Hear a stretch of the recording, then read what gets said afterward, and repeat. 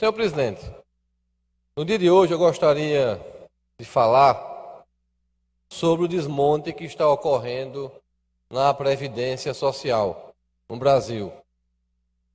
O Ministério da Previdência, ministério secular, um ministério que tem 93 anos, ele foi, de uma hora para outra, ele foi extinto.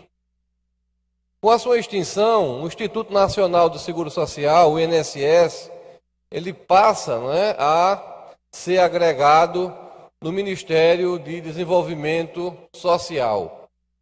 Juntamente com o INCRA, juntamente com o MDA, juntamente com alguns programas sociais, e passa, por uma série hoje de dificuldades.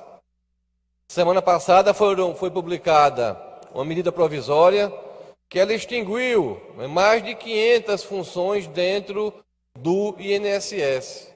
Ninguém sabe ainda se essas extinções, se elas vão afetar as agências, se nós teremos alguma agência fechada aqui em Alagoas, ou se nós teremos também alguma agência fechada no Brasil.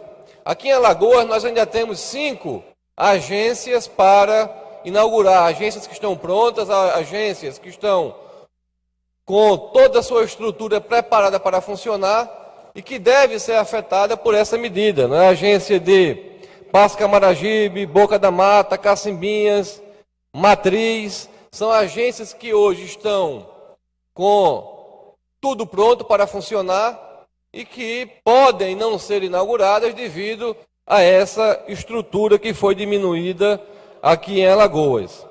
Falar também um pouco, não só desse desmonte que está havendo na instituição Previdência Social, mas também sobre um pouco da reforma que está sendo apresentada para os trabalhadores, para as trabalhadoras aqui do Brasil. Aqui em Alagoas, senhor presidente, o INSS tem um papel fundamental. Mais de 515 mil pessoas recebem diretamente dos cofres da Previdência.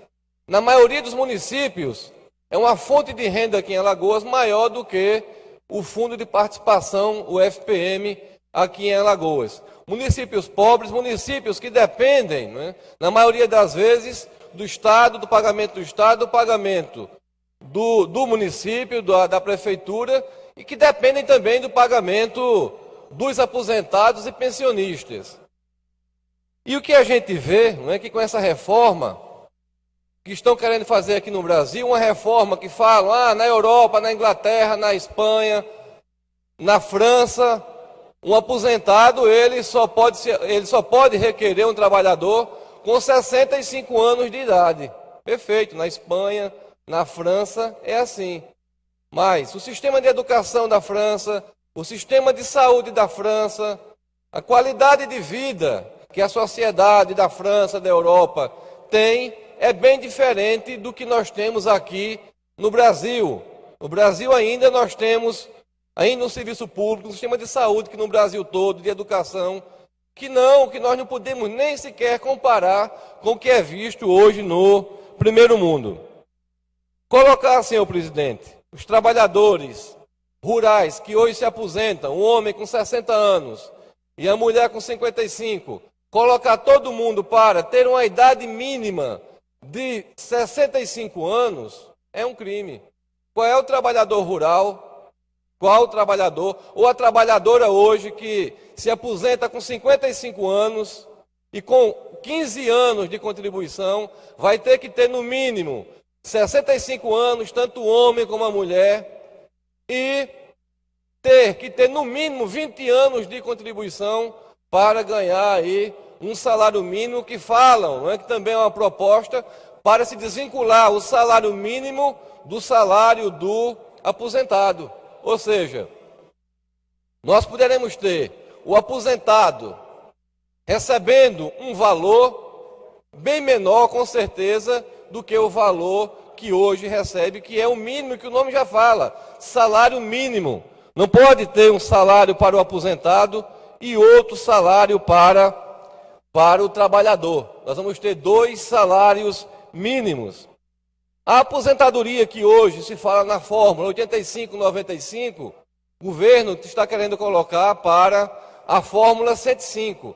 Ou seja, você tem que ter hoje, não é hoje, ainda atualmente, a mulher, ela tem 85 pontos, soma o tempo de trabalho dela, o tempo de contribuição, mais a idade, dando 85, hoje ela se aposenta. O homem soma-se também, da mesma forma, o tempo de serviço, de contribuição, mais a sua idade, chegando a 95, se aposenta. Que já foi uma fórmula feita aí há poucos dias. Se colocando para 105 essa fórmula, teremos que ter a soma da idade mais o tempo de contribuição, formando 105 pontos. Vejam, vou dar aqui um exemplo. Alguém que tem 60 anos de idade tem que ter 45 anos de serviço para poder se aposentar. Ora, alguém que tem 45 anos, se tiver 45, a pessoa tem que ter iniciado no mercado de trabalho aos 20 anos e não ter perdido, não ter sido demitido, não ter trocado de empresa, não ter ficado de forma nenhuma fora do mercado de trabalho, fora da carteira assinada, em nenhum tempo.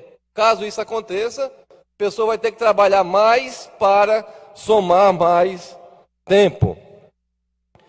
A aposentadoria, não é, que nós chamamos da pensão, por exemplo, ou aposentadoria por idade.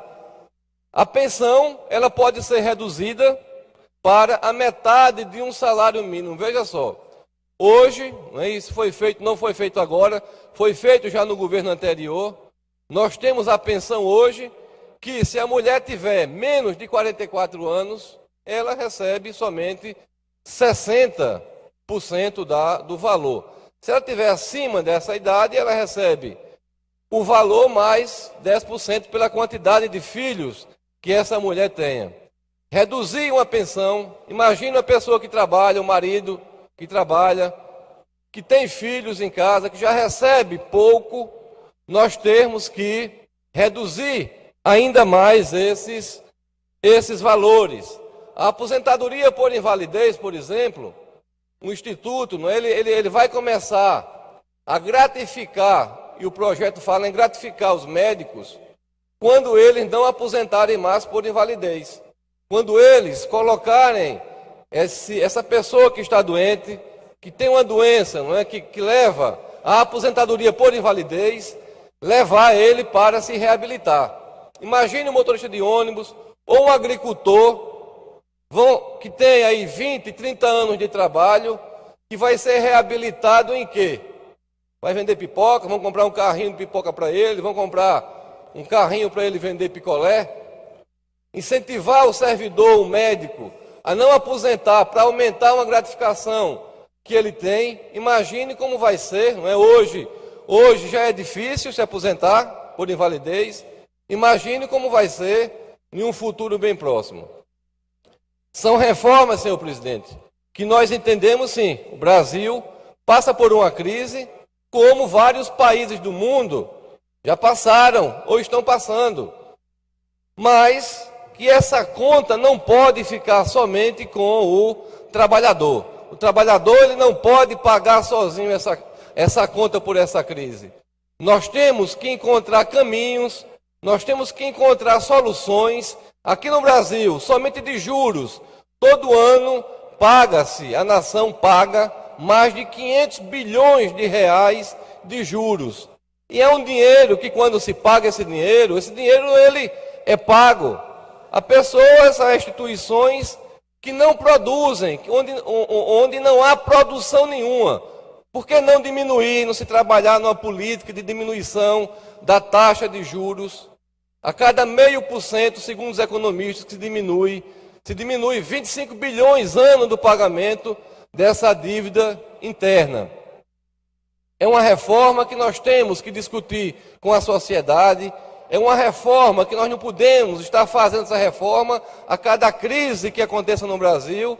A gente não pode estar realizando uma reforma. A gente não pode estar pegando um órgão como o INSS, colocando um órgão dentro de um ministério com atividades que não tenham afinidade entre si. Qual é a afinidade que tem o Instituto Nacional do Seguro Social com o INCRA, com o MDA, com outros programas que se tem nesse ministério? Então, portanto, faço um apelo aqui, um apelo também aos nossos deputados federais, para que na hora de analisar esse projeto de reforma administrativa, foi feita uma reforma administrativa hoje, por medida provisória, que não deixe que extingua o Ministério da Previdência Social. Ministério que tem toda uma história, um ministério que tem todo um conhecimento, são servidores, são técnicos da casa e externos que detêm o conhecimento, um ministério que é responsável hoje pela maior folha de pagamento que se tem no Brasil e uma das maiores folhas de pagamento que se tem no mundo. Não podemos extinguir um ministério desse, não podemos deixar a reboque uma instituição tão bem gerida, tão bem estruturada quanto o INSS. Era isso, senhor presidente, que eu hoje gostaria de falar.